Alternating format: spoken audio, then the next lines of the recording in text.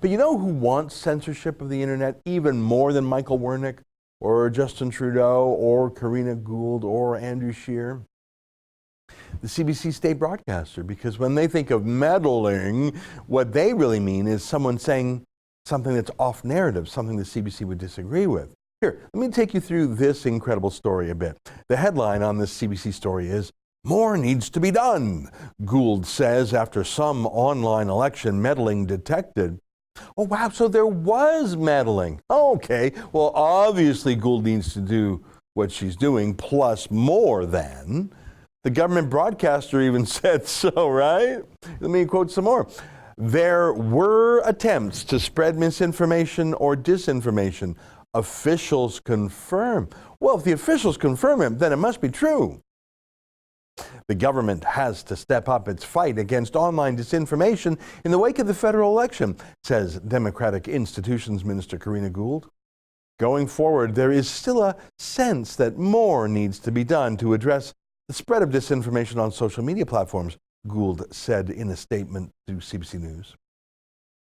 There's still a sense that more needs to be done? What does that mean? She feels it in her bones or something? Well, you heard the officials said there were problems. So what did those officials say? Who were the officials? Do we have censorship officials now? Well, here, let me read from the state broadcaster. "Yes, there have been some activities observed, none of which met the threshold as identified by the panel," said Stefan Schenk, manager of media relations for the Privy Council office.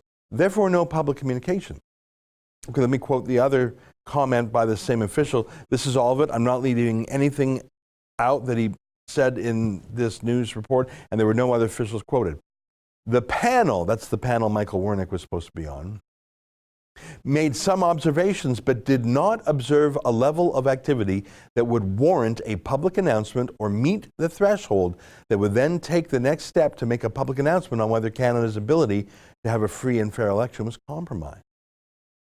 So there was nothing of note, nothing substantial, nothing significant enough to even mention.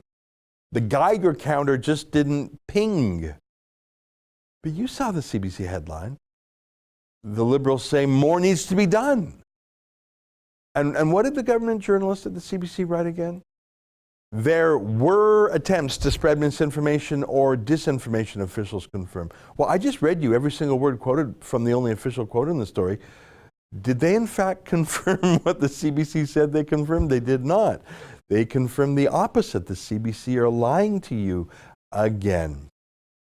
So the CBC looked around and found some foreign corporation in the UK who said, well, they saw some tweets about something. Here, let me read you this pitiful attempt by the CBC to justify the panic. "Between 19 and 21 October 2019, out of 272,964 election 43 in Canadian Poly hashtag mentions, 4,433 were made by 1,669 low credibility Twitter accounts.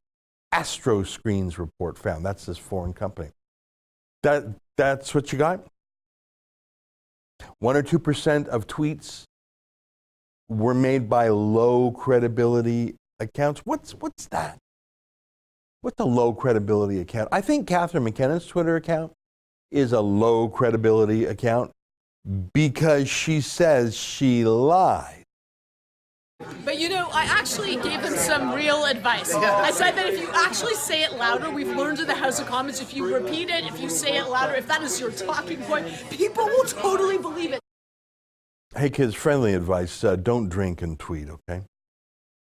Okay, so some foreign company in the UK tells the CBC that they studied 250,000 tweets and they found that 1 or 2% of tweets had low credibility. So the tweets in the election were like 98% credible. Let me know when the CBC is that accurate, okay? I mean, there were a lot of tweets with this clip in them. The allegations in the Globe story this morning are false. Neither the current nor the previous Attorney General was ever directed by me or by anyone in my office to take a decision in this matter. That was from February. That's Justin Trudeau lying, saying that the Globe and Mail's report in February about how he fired Jody Wilson-Raybould for blocking his attempted interference in the criminal trial was false. He said it was false. In fact, the story was not false. It was accurate. Justin Trudeau was a liar. Tweets with that video in them were lies. So does Trudeau count as high credibility or low credibility in the minds of a UK company? You know, the answer is up to you and me, actually. It's up to all of us.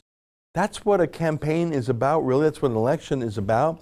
Stripped of its niceties, each party's campaign is really calling the other guy a liar, or at least wrong. But Trudeau and Karina Gould and some weirdo in the UK thinks they get to decide what's credible or not. That's an excerpt from the Ezra Levant Show, which is a show I do every day. I do a monologue, interview an interesting guest, and then I read my hate mail. But you've got to subscribe to it, which you can do at premium.rebelnews.com.